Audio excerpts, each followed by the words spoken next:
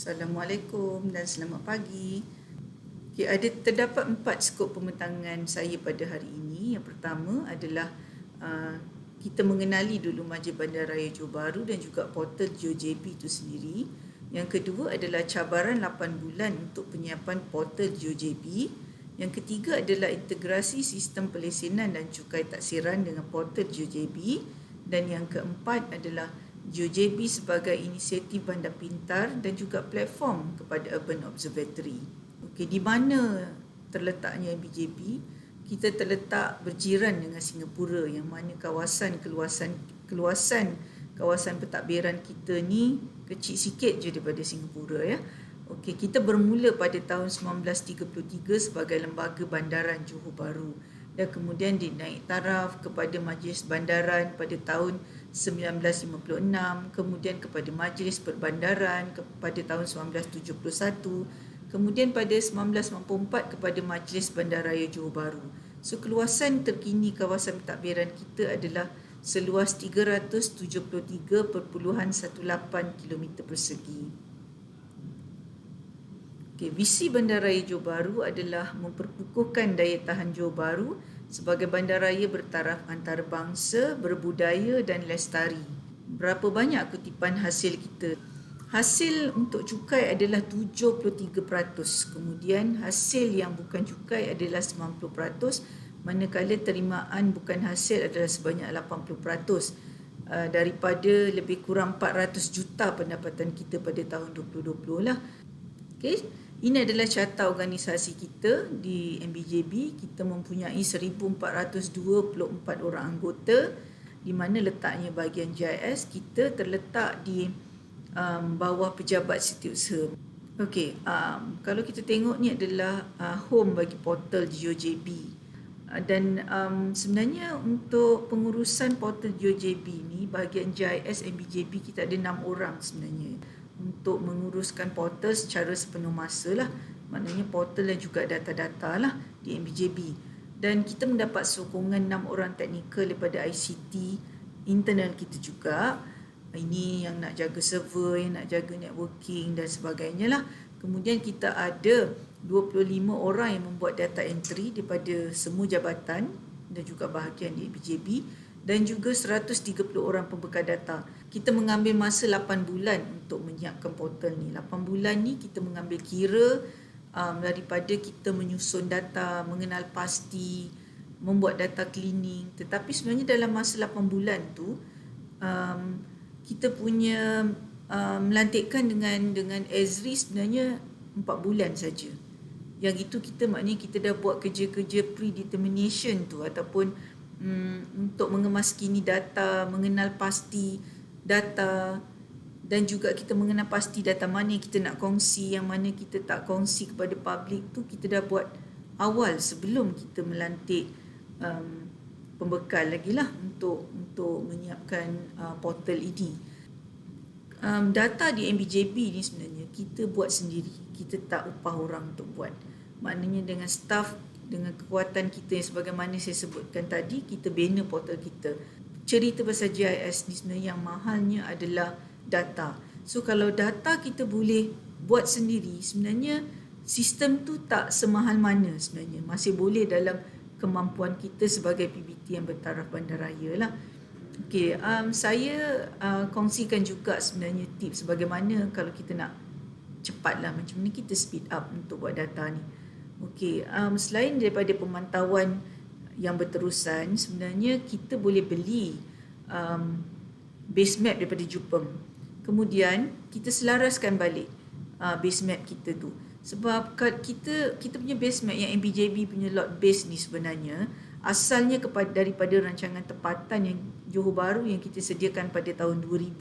Jadi apabila kita beli base map daripada Jupem tu, kita nampak ada ketidakselarasan ataupun arti kata lain lot-lot tu dia lari lah, dia tak letak sama dengan Jupem. So itu kita mengambil masa 2 minggu untuk kita selaraskan balik line, every single polygon tu supaya dia sama baik semula dengan Jupem lah. Okay, dan Ezri pun sebenarnya ada kalau kita beli Esri Enterprise tu, dia dah datang siap dengan base map lah. Jadi perkara tu menjadi satu, dengan adanya Esri dengan Jupem punya kemudahan ni, so kita sebenarnya boleh buat dengan cepat lah data ni semua, sebab kita dah ada dia punya base dia tu, kita dah ada, dan kita tinggal add on layer-layer untuk data kita sendiri saja. Kalau kita nak develop GIS ni, yang pertama kita kena tackle punya pemahaman dia tu, nak menggunakan teknologi, adakah dia dah bersedia, adakah dia dah faham nanti akan membantu kerja-kerja di kemudian hari. Memang masa masukkan data semua marah sebab dia rasa benda tu adalah satu tambahan kerja bagi dia, tapi bila dah siap dan dah online data tu, dia dah senang dah sebenarnya, dah memudahkan kerja, maknanya dia buat one off, dan kemudian tu tinggal maintain tu dah tak banyak kerja sebagaimana asal lah. Yang kedua adalah keutamaan kerja yang kita nak yakinkan kepada dia bahawa kerja-kerja ni kita buat, di akhirnya nanti kita akan memudahkan semua orang, bukan jabatan pemilik data tu saja, tapi semua orang di MBJB, dan juga yang dia juga akan bermanfaat kepada pengguna portal ataupun orang awam daripada luar lah. Kemudian dari segi latihan kepada anggota juga tu, kita perlu memberi penekanan lah. Yang paling penting adalah istiqamah ataupun membuat kerja tu secara berterusan. Yang ini lebih kepada maintenance data setelah portal siap lah. Sebenarnya kita bermula ni pada 10 Oktober 2019. Maksud saya bukanlah kita guna GIS ni bermula pada 10 Oktober 2019, bukan. Sebenarnya di MBJB penggunaan GIS ni dah lama. Daripada tahun 1990-an kita dah guna. Tetapi kita guna secara isolated dan hanya berpusat di Jabatan Perancang sajalah. Tetapi apabila kita menubuhkan unit GIS yang ditempatkan di bawah Setiausaha MBJB pada 10 Oktober 2009, hasrat kita adalah membuat satu enterprise GIS untuk kegunaan semua jabatan di MBJB dan juga memberi manfaat kepada publik di luar lah, untuk streamline kita punya pemahaman, untuk refreshment. Kita pergi ke UTM untuk berkursus selama 3 hari. Yang ini untuk think tank group sajalah. Kemudian kita juga membuat 2 benchmarking pada PBT lain yang telah mempunyai enterprise GIS lah, iaitu MBIP dan juga MPPP, untuk melihat bagaimana diorang gunakan GIS ni dalam proses kerja mereka lah. Antara satu faktor kenapa kita boleh buat, MBJB boleh buat cepat portal ni adalah sebelum kita kick off dengan Esri Malaysia, sebenarnya kita dah buat user requirement study tu sendiri. Setiap jabatan nak apa, kita dah kumpulkan dulu dia nak apa, data dia apa yang dia ada, data mana yang dia nak share dengan jabatan lain, data mana untuk kegunaan dia sendiri, tu semua kita dah buat dulu. Apabila kita telah memulakan kontrak, okey, dan dalam tempoh 8 bulan ni, kalau ini saya tolak yang kita PKP 1.0 lah. So pada 23 Ogos 2020 kita dah online lah. Online maknanya kita dah boleh diakses. Asal kita adalah internet, kita dah boleh diakses portal ni dari mana-mana lah. Akhirnya pada ketika itulah, pada Ogos 2020 kita dapat macam ni. Kita mempunyai 22 tema dan 73 lapisan data lah. Okey, kenapa ada merah-merah tu? Yang merah-merah tu adalah sebahagian data kita kongsi kepada publik, manakala sebahagian data tu adalah untuk kegunaan jabatan kita sendirilah. Tetapi daripada nombor 15 untuk tema nombor 15 sehingga ke tema nombor 22, itu memang untuk kegunaan jabatan dalaman sahaja. Yang warna merah itulah yang kita kata sebahagian data kita kongsi dengan publik, sebahagian data untuk kegunaan jabatan. Ini sebagai contoh. Untuk jalan di taman perumahan, ya, contoh, kalau public access kepada portal cuma nampak nama jalan, tapi kalau kita staff, bila kita akses, kita akan nampak detail jalan tu. Contoh di department view tu lah. Sebagaimana ni sama jugalah, tapi bagi kes denggi, kalau public access, dia cuma nampak lokasi di mana kes itu berlaku, tapi kita staff, kita akan nampak lebih detail lah. Okey, kita pergi pada perkara yang ketiga, iaitu integrasi sistem pelesenan dan cukai taksiran. Pendapatan MBJB 73% adalah daripada cukai harta ataupun cukai taksiran lah. Jadi ini bermakna cukai harta dan cukai ataupun cukai taksiran ni adalah core business yang sangat penting yang perlu kita jaga, yang perlu kita memberi penekanan. Sebab itu adalah sumber utama kepada pendapatan majlis, yang mana hasil ni semua kita kena pulangkan semula pada rakyat lah. So kita pergi bagaimana kita mengintegrasikan lesen dan cukai taksiran ini ke dalam portal GeoJB. Okay? Bagaimana? Okay. Daripada server EPBT ni adalah pusat untuk semua sistem modul di majlis lah, termasuk lesen dan juga cukai lah. Okay. Kemudian kita hantar data-data yang daripada EPBT ni, data cukai dan lesen ini kepada server GIS. Bagaimana kita buat? Kita menghubungkan antara server ke server. Bagaimana dia boleh display di dalam portal GeoJB adalah kita kena masukkan koordinat XY itu ke dalam database cukai dan lesen. Jadi barulah kita boleh display di dalam map di portal GeoJB. Dan data-data akan dihantar pada setiap hari jam 1 pagi. Jadi maknanya besok pagi kita masuk kerja pukul 8 tu. Okay, itu adalah data semalam. Setiap hari. Kekangan kita tak boleh buat secara real time adalah di MBJB ni. Proses transaksi kita harian, kalau pada waktu puncak lah, adalah mencapai sehingga 20,000 transaction per minit. So jadi itu adalah antara kekangan kita tak boleh buat direct hantar data tu. Jadi kita buat pada waktu malam. Tapi pada pandangan kami, ia dah cukup baik lah. Walaupun dia tak betul-betul real time, tapi dia terlewat 24 jam. Itu dah memadai untuk kita mengukur tahap pencapaian cukai dengan lesen lah. Okay. Ini saya kongsikan bagaimana view cukai dan lesen itulah kita boleh analisis di sini dan kita boleh tahu kawasan mana yang status pelesenan tu, sama ada dah lesen sementara ataupun lesen kekal, dan juga kita boleh lihatlah jenis-jenis lesen tu, siapa pemegang lesen dan semua data berkaitan dengan lesen di sinilah. Yang ini adalah cukai taksiran. So kita boleh tahu berapa peratus yang dah bayar, berapa peratus yang belum bayar mengikut taman, mengikut jalan, sebab kita boleh sorting. Ini contoh kalau yang belum bayar ni kita boleh keluarkan yang warna merah belum bayar. So kita tahu konsentrasi di mana area yang belum bayar. Jadi kalau kita nak buat enforcement untuk kutipan tunggakan cukai harta tu, kita dah boleh nampak dekat sini kawasan mana yang harus kita tuju dulu dan berapa amount tunggakan itulah. Framework di Malaysia, bagi peringkat Malaysia, bagi Bandar Pintar ni baru 2 tahun lepas dikeluarkan. Tapi sebenarnya MBJB telah melaksanakan inisiatif Bandar Pintar ni dah mulai 2010 lagi. Dah lebih lama daripada framework yang dikeluarkan oleh Kerajaan Persekutuan lah. Cuma kita pada ketika itu kita tak branding sebagai Bandar Pintar ataupun Smart City lah. Portal GeoJB adalah sebagai salah satu daripada inisiatif Bandar Pintar yang telah dilaksanakan lah. Kita ada 9 projek Bandar Pintar yang telah kita laksanakan, bermula pada tahun 2010 dengan sistem iTraffic MBJB. Kemudian kita ada control room bagi CCTV dan bandar selamat. Kita ada Wi-Fi percuma, kita ada bas percuma, e-khidmat. E-khidmat ni bagi pembayaran yang dilakukan kepada majlis lah secara atas talian. STP ataupun Sewerage Treatment Plant di Sungai Segit.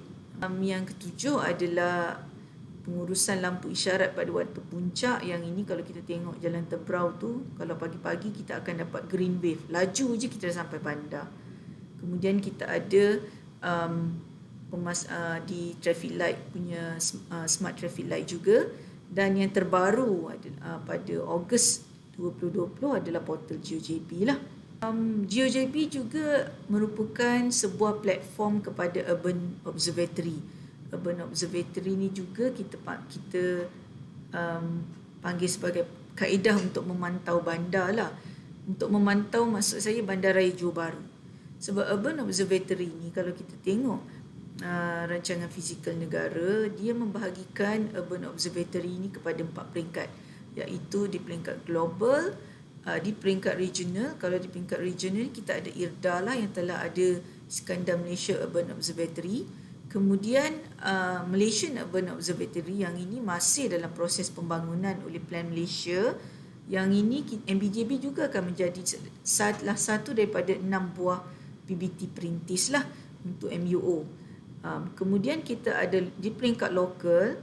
Di peringkat lokal ni lah yang kita bangunkan portal GeoJB sebagai salah satu kaedah pemantauan Bandaraya Johor Bahru.